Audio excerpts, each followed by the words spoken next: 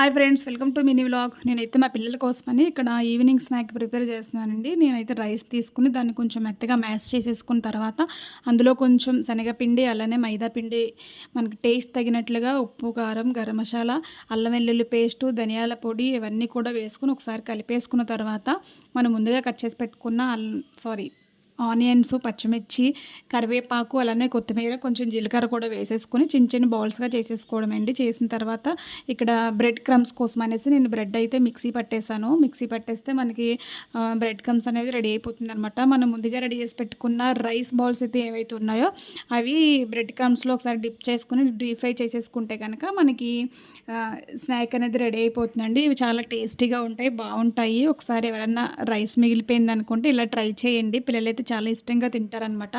పైన క్రంచీగా, అలానే లోపల స్మూత్గా అట్లా అనిపిస్తే చాలా బాగుంటాయి. సాస్ వేసుకు తింటే సూపర్ కాంబినేషన్.